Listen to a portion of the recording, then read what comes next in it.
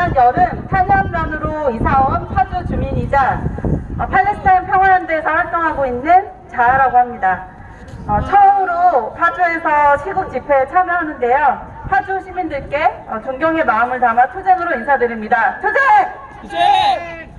네, 3월 중순이면 탄핵 최종 선고가 나올 예정인데요. 이 시점에서 저는 탄핵을 넘어 이제는 탈식민을 이야기해야 할 때다라는 말씀을 드리고 싶어서 이 자리에 나왔습니다. 탈식민이라는 표현이 좀 낯설으신가요?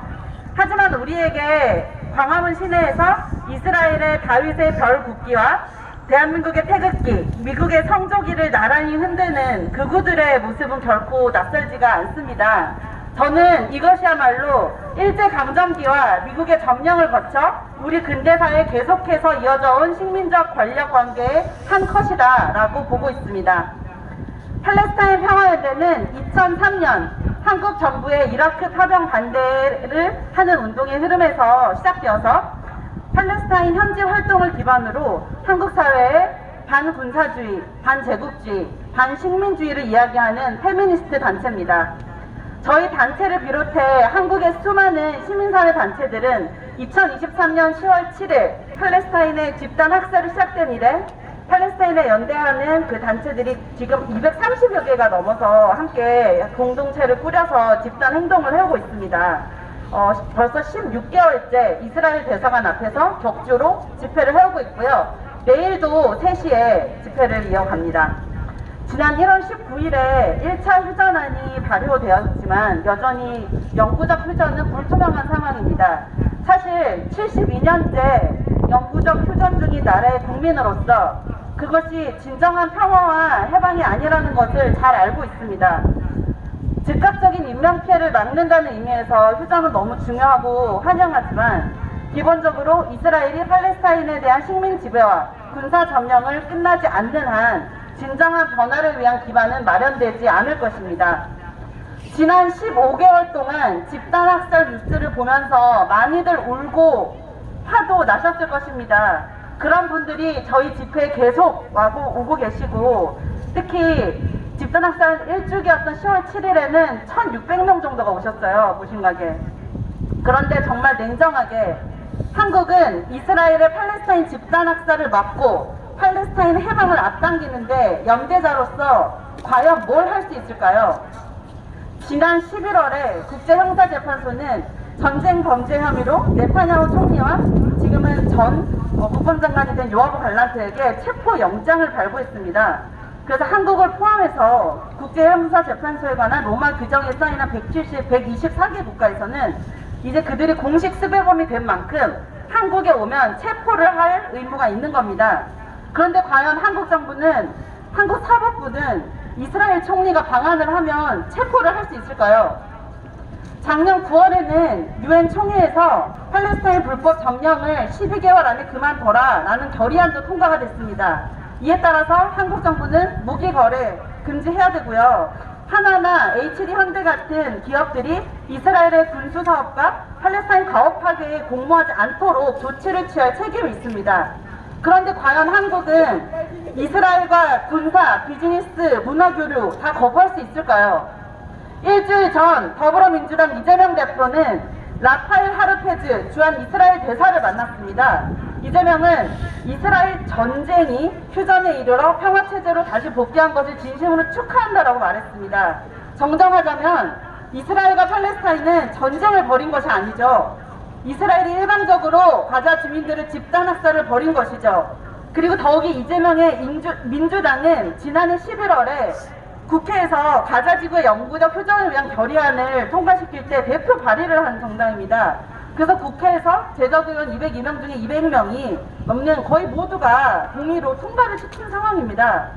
정치 지도자들이 인식이 이 정도인데 한국은 과연 팔레스타인 해방에 함께 할 수 있을까요?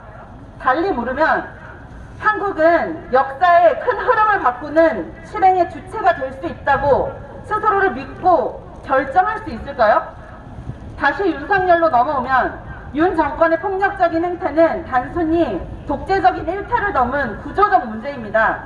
내란 동조정당, 국민의힘은 박정희, 전두환, 노태우, 그리고 계엄령을 계획했던 박근혜를 포함해 지속적으로 내란 수계를 배출해 왔습니다.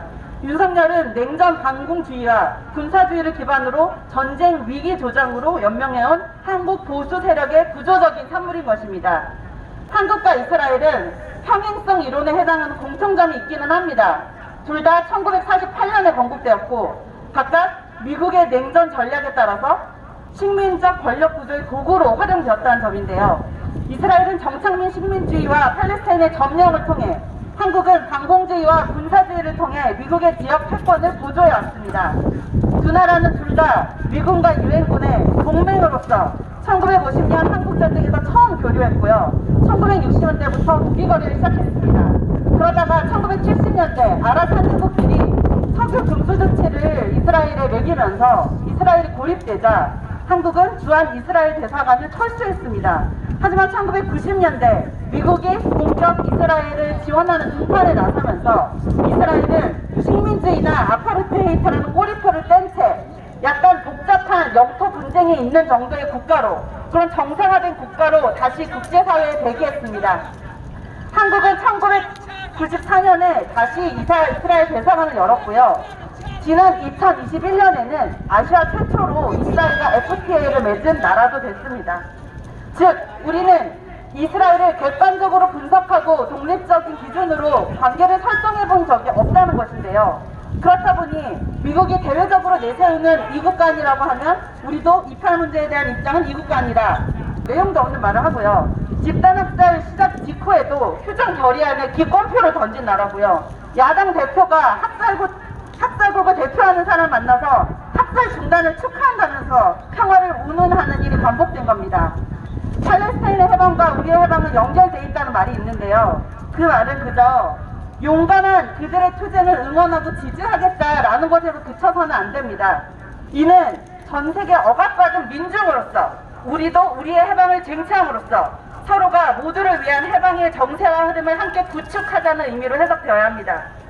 팔레스타인인들은 1948년 이스라엘 건국 이후 동기에 알아봤듯이 인티파다를 멈춘 적이 없습니다. 서한지구에 현지 활동을 가면 그들의 집에는 종종 큰 열쇠가 상징물처럼 걸려 있습니다. 1948년에 자기가 쫓겨났던 집, 그 고향으로 다시 돌아갈 것을 상징하는 열쇠인데요. 귀환권을 외치면서 이미 파괴되었을 고향집 열쇠를 자꾸 보고 있는 그 활동가들을 보면서 그 빼앗긴 자신들의 아름다운 땅을 그리워하며 언제라도 다시 돌아가겠다 하면서 싸움을 준비하는 모습에 저는 정말 존경과 영감을 얻었습니다. 그런 저력이 바로 한국의 평택이나 군산, 성주, 방정에서 우리의 투쟁에서도 불씨가 되어주는 게 아닐까 싶습니다. 지금 서한지구의 제닌에서는 가자 집단학살 이미지와 거의 동일한 혼돈된 정도로 여전히 탱크와 장갑차가 점령한 모습을 볼 수 있습니다. 그럼에도 팔레스타인 청년 세대는 70년이 넘은 이스라엘의 지배와 억압에도 여전히 해방 투쟁의 최전선에서 싸워나가고 있습니다.